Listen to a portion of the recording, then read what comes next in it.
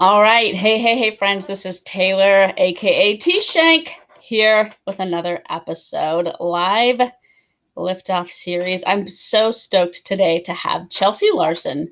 Chelsey was a guest on the first season of the SOAR podcast, where we talked about her experience donating a kidney to her college roommate. And so I'm excited to have her back talking about the topic of trauma today, especially even hitting up the LinkedIn Live with this topic, because I think there's a lot of trauma. We all have trauma. We all experience different kinds of trauma, and it affects how we show up, not just in our personal lives and what happens at home, but at work too. So Chelsey, without any further ado, give us a background on who you are, what you're about, and let's just get right into the topic. Yeah, let's get into it. It's funny because I met you on LinkedIn, so this is kind of full circle. But yeah, I mentioned this last time we spoke, but when I was interviewed on your podcast, I was severely depressed. And no one would have, you didn't know, I don't think. I had no idea. Yeah. And I love that we're on LinkedIn because in my short lifetime, I've had over, I think 20, 25 jobs, and I've pretty much quit them all. And I think a lot of my past employers who may be watching right now, which would be kind of fun, what I was really dealing with, which we'll get into this, but I was dealing with trauma responses, and I fled. I quit almost every job because of that, and I didn't really understand what was going on. My bosses certainly didn't understand. And so I think it's very important for leaders to be listening and hearing this, because every single one of their employees has experienced some form of trauma, and also maybe some addictions in various ways. So let's just get into trauma, because when I first started with my last therapist, because I've seen about 6 or 7 and really none of them helped me. I shouldn't say they didn't help me. They helped me in the short term, but I would say in the long term, I wasn't healing some of those things. My last therapist, I was explaining to her something I didn't like about myself, which we all have those things. I think what I was explaining to her was I didn't like that I was very attention seeking. I love attention. And I think you know me, you know that. But yeah, I was explaining to her that we just need to fix this problem and then I'll be all good. And she was explaining to me that that sounded like a trauma response. And I was like, what are you talking about? I've never been to war. I don't have trauma. I thought PTSD, which we hear about, was only for veterans, and I didn't know really what that meant. And she explained it to me that we have things called big T, which are things that we typically think of, which is that war, car accident, sexual, physical assault. Divorce can be a big T trauma for certain people. Natural disasters. Those are the bigger things. But there can also be things called little T's, which are more emotional traumas. So I think every single one of us has these. So it can be various things, but parents not experiencing their emotions and not being able to process theirs, so they can't help you do that. A parent that is fixated on their looks, a parent that denies your reality, or a parent that lives vicariously through you. Those are all things that can be trauma. And for a kid, that can be traumatic. And really, trauma is not an experience. Trauma is not an event. It is an experience. So it's what happens after the trauma. If you're not able to process it and feel those feelings and work through that, it can create long-lasting impacts, which I think show up at work a lot. So this is good that we're here. And I think we can kind of get into the manifestations a little bit too, which is where people will see themselves and see their employees also. So various ways it can manifest later in life, which I think I've checked all these boxes. But so perfectionism is one. I think that is a very common trauma response, is if I do this perfectly, or if I wait until it's absolutely great, then I will get the love and affection that I need and that I want. And I think that shows up in work a lot. And how many of us receive constructive feedback from our bosses and immediately catastrophize to I'm getting fired. Yes. I think I could not take feedback very well, which was really just a trauma response because it meant that I wasn't safe and I wasn't possibly going to lose that love or that affirmation from that person. And I was going to get fired.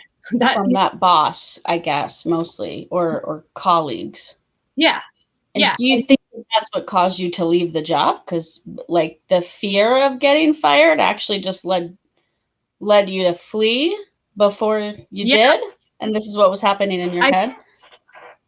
Yeah, I think I quit a lot of jobs. So that was probably for a few of those that may have been the reason. I think a lot of things play into it.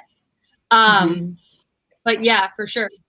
I think it can also manifest as procrastination. And another word for this could be laziness, which I don't believe there is a thing as laziness. I think if you've experienced trauma and that may manifest as depression or anxiety, there's things that you physically can't do. You want to do them, but you can't. And there's something stopping you. You don't feel safe. Your nervous system is dysregulated, and you procrastinate. And I think that is also seen in the workplace a lot. Another manifestation is addiction, which I think is very misunderstood because we typically think of alcohol and drugs as addiction, which that is, first of all, that's a very small part of addiction, but also you can be addicted to love, sex, gambling, food, your phone, social media, shopping, sugar, caffeine, all of those things. And some of them are more acceptable.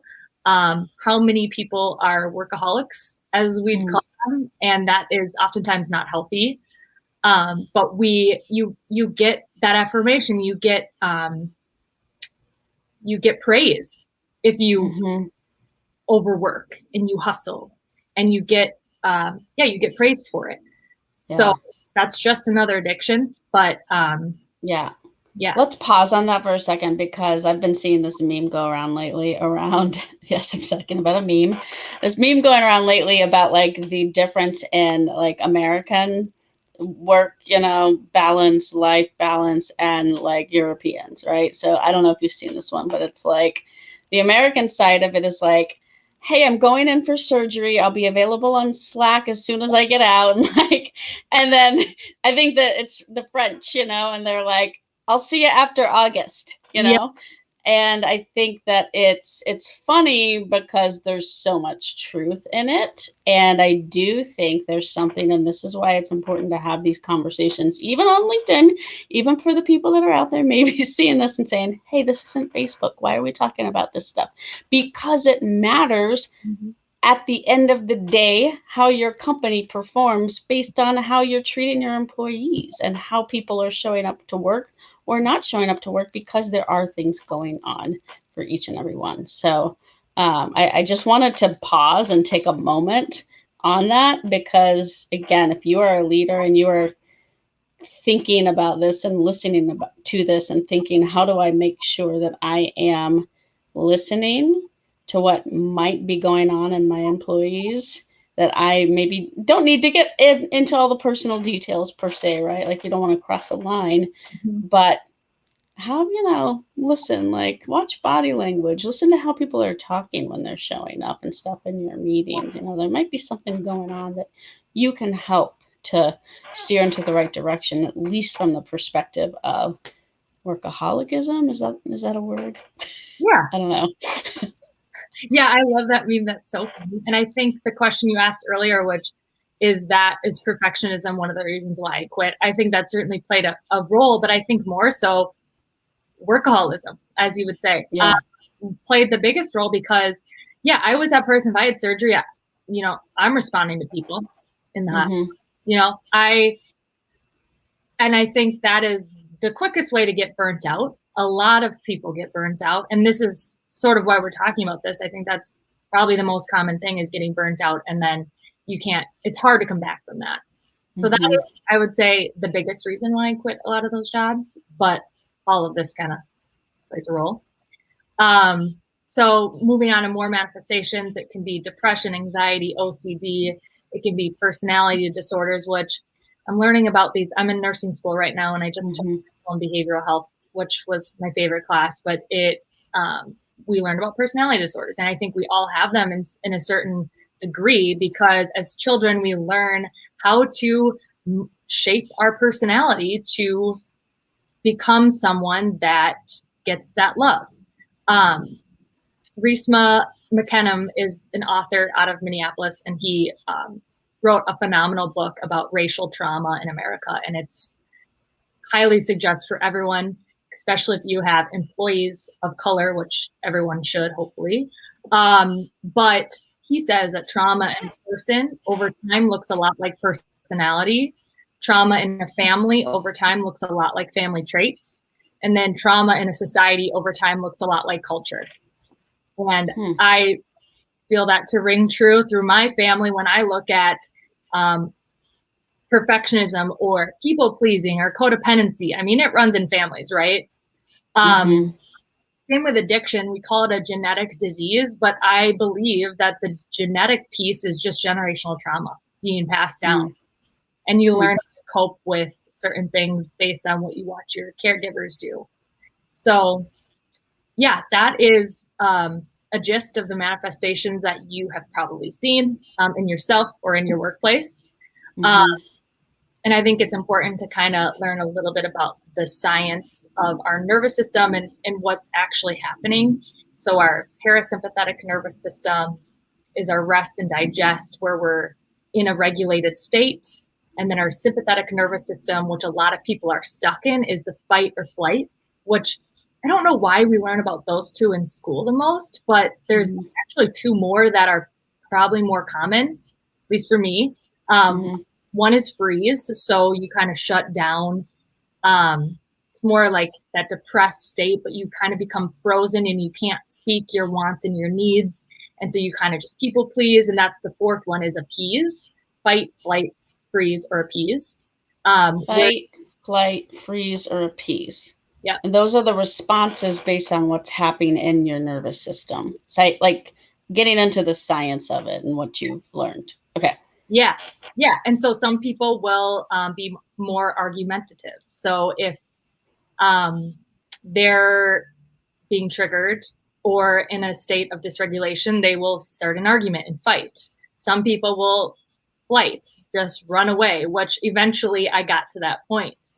But I think for a lot of the time I was working, I was kind of stuck in this freeze, and I didn't know what I wanted or what I needed, but I also didn't know how to speak it, which was a big thing. And so I think the question that we ask is like, what do we do with all this? Because a lot of information. But can we go in, before we get into that, can we go in a little bit more? You were talking to me before this about, so you mentioned what's happening in the nervous system, but a little bit more about what is happening in the brain when, how does trauma affect the brain? Yeah. That then puts these responses into action, so to speak. Yeah, that's a great question. And it's also super interesting. And I have this book here, Oprah's new book called What Happened to You. It's amazing. And it goes into this way more in depth. So I would recommend this for every leader as well. So the brain, think about my hand here being a brain. You think about the bottom of, or my wrist, the bottom of my palm, being the brainstem of our brain. So that's kind of right at the bottom of our brain, and it connects to, we have a thing called the vagus nerve that connects to all of our organs and to the rest of our body. So the brainstem is kind of at the top of that. And that is our animal response. So that's the fight, flight, freeze, and appease. So the first thing that happens, and it kind of goes up. So it hits the brainstem the first, which is our animal response, which is like, I am not safe. What do I do? Do I fight? Do I flight? Do I freeze? Or do I appease? We talked about this last time we spoke, but if you've seen Waterboy, you know that alligators are not aggressive. I went back and watched this clip. Yeah. Did you go back? We talked about that movie. As I said when we were talking about this, Chelsey and I were talking about this, and I said, "Oh, that reminds me of that scene in The Water by a water boy about the Abdullah Oblongata." Yep. Yeah, and I'm so glad you brought that up because this is just classic, and I'm bringing it into this talk. And if you go back in YouTube that clip, because it's funny and it makes you feel good, but if you watch that clip, you know that alligators are aggressive because of their medulla oblongata in their brainstem, not because they have too many teeth and don't have a toothbrush. Right. So that's why they're aggressive and they're fighting. Despite what Mama said. Despite that. Yeah. Yes, which is hilarious. So trigger warning, I was sexually abused when I was 4 years old. And so I couldn't fight. I couldn't flee. And so I froze. And I think this translated to any intense moment in my life, specifically at work. So that was my go-to, was to freeze, shut down. That's the safest thing in this moment. Because I'm not a fighter and I'm typically not a fleer, but sometimes if it gets to that point. So working up from our brain stem, you kind of open this flap here, kind of right in the middle is our emotional limbic system. So regulating our emotions. So if you get past the brainstem, you can kind of feel more emotions. Fear is a big one that's stored there in the amygdala, which I've told you before. The amygdala is bigger in kidney donors. So I think I have a very sensitive amygdala to other people's emotions. I think a lot of people do, but so that's our emotions. And then if this front flap is our prefrontal, I should have painted my nails before this, but anyways. They're perfect. Just fine. Is our prefrontal cortex.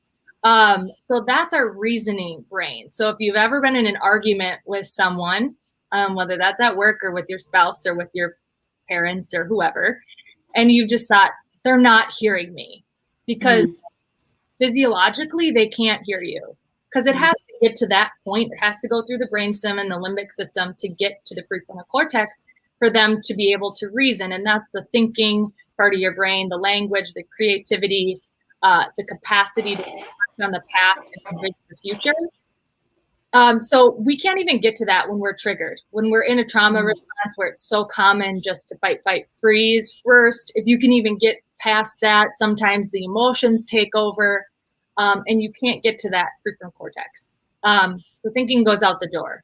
And I think you see that a lot in the workplace. I think of even being in nursing school, and as a nurse, how many nurses see trauma every day, are not dealing with that in themselves and are just being triggered. And then a nurse needs to have the prefrontal cortex online. If you're taking care of someone and doing math to see how much drugs they need, you need that on, but how many of it is shut down in a moment, an intense moment that is triggered? If you think about what's happening in our world today with police officers,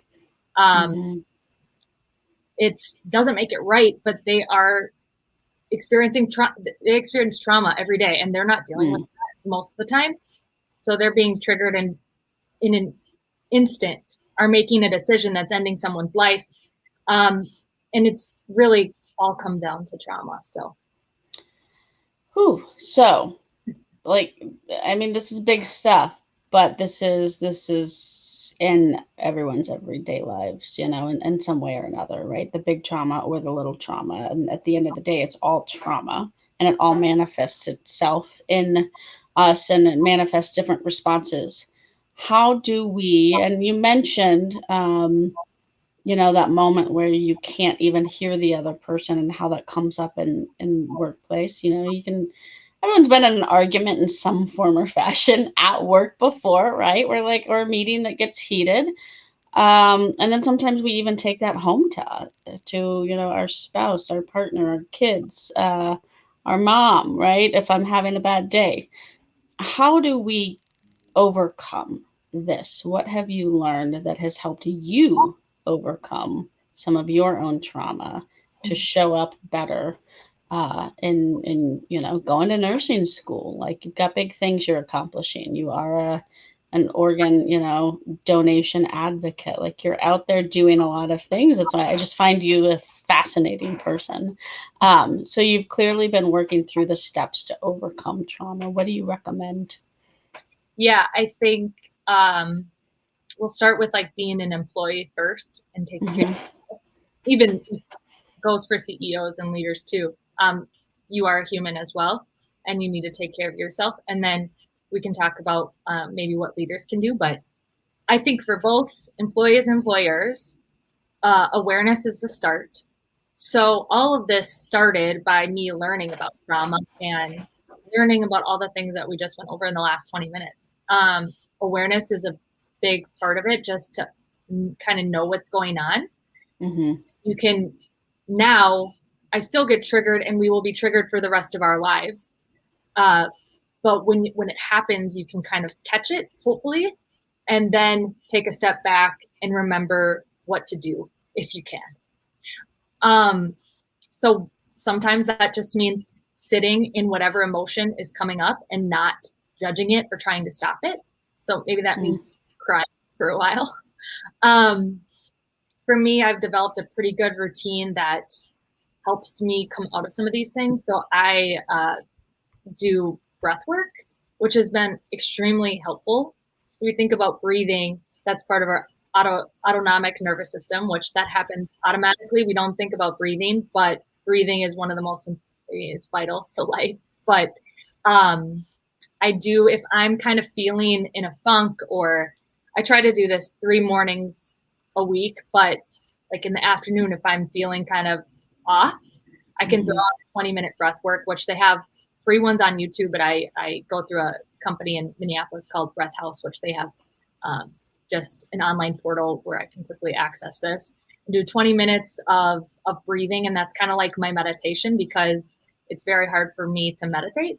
And I think for a lot of people with dysregulated nervous systems, which is a lot of us, meditation is the first time people are sitting in silence with themselves. And if you're kind of unsettled, that can be a scary thing. And so for me, the breath work helps me focus on something while also getting out of my head and getting back into my body. My journaling practice is big for this. My communities are a big thing. So being a part of a community, I have a gym community, a church community, and a sober community, which has been extremely important. My therapy, I have an appointment after this. So yeah, that is huge. If you're not in therapy, I highly recommend that.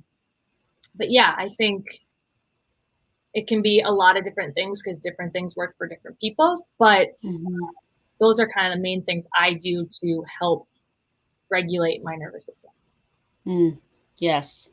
As your t-shirt said, you sent me your headshot that I put on a little graphic. Therapy is cool. I want you to know I wore a special t-shirt for today. Good. I wore my good vibes t-shirt. I love that. I was gonna just says good vibes. Yeah, I thought that might be too much for one day, but anyways. Too much for one day. I got you covered on my t-shirt. I love that. Any closing words of wisdom, ways in which people can, follow along in your journey, learn more about this, and even just, I don't know, I like watching you on Instagram. It just gives me good vibes. Seeing you kind of post up about the gym, and then sometimes it motivates me to go to the gym. I'm like, oh, I need to go do that. I love what you said about, first off, therapy. I've personally been through all sorts of therapy in my life too. I'm a big advocate and believer in therapy. The first step is just being open to it. Mindfulness and meditation. I agree. Meditation is hard for me. I'm a fidgeter. But as I was speaking to another expert on this recently, we talked more about mindfulness. So I try to go out and get a walk in nature every day, and that kind of helps reset me. But what final word of wisdom would you pass along to people? Yeah, well, since we're on LinkedIn, I just want to speak to the employers and maybe, like I said, awareness is the key, is the start. And then maybe thinking about how you can change things in the workplace and with your employees. Mm-hmm. So, first of all, I would recommend Oprah's new book, which the title is What Happened to You, but the theme is stop asking what's wrong with you, because that's kind of our first question when we see something that's kind of maybe that doesn't make a whole lot of sense. People are reacting in a certain way that's kind of like, what's wrong with you? But asking what happened to you, because that explains it explains everything, to be honest. And then I'm also reading Brene Brown's book. I don't know if you're familiar with Brene. Oh, yeah. Yeah, okay, good. Yeah, so I'm reading, I think it's called Belonging. I'm actually not sure what the but I haven't read that one yet. I really enjoyed Dare to Lead. This is my first Brene book, so I'm excited about it. And it's a good one for leaders, because she talks about if we want a healthy workplace, people need to feel safe enough to express themselves and speak up. So she talks about belonging and how it's not, belonging is contrary to what we think of right away. It's not fitting in with a group of people, but it's actually coming back to yourself, speaking your truth, and not abandoning yourself to please the crowd or to please your boss, which is what I did a lot. I abandoned myself to work really hard to please the boss. So there's a quote in there that I just want to read off really quickly. And she says, if leaders really want people to show up, speak out, take chances, and innovate, we have to create cultures where people feel safe, where their belonging is not threatened by speaking out, and they are supported when they make the decision to brave the wilderness, stand alone, and speak truth to the bullshit. And that's what it comes down to, is creating a workspace that people can challenge you and challenge your ideas, not in a, obviously in a respectful way, in a compassionate way. But if people are afraid to speak their mind, it will probably end up in burnout, or one of these manifestations, and lead to quitting or doing something to get fired. I think a lot of people experience that turnover, which nobody wants that. You don't hire someone thinking that you're going to have to rehire in a year or less. So yeah, I think that's the last thing I wanted to say. I love it. All right. Chelsey Larson. You heard her. Go follow her on LinkedIn. Find her on Instagram at C_Lard, right? You got it. Remember, like a creeper. I remember your screen name. I love it. I mean, we see each other a lot online, so, there's that. All right. Well, hey, thank you so much. It's been a pleasure. I really appreciate you being vulnerable and compassionate, I think, to this audience in being vulnerable and sharing your story and sharing this information. So I look forward to continue watching you just grow and leap and do everything amazing that I know you are going to be doing in this lifetime. Thank you, Taylor. That means a lot. All right. We'll see you next time, folks.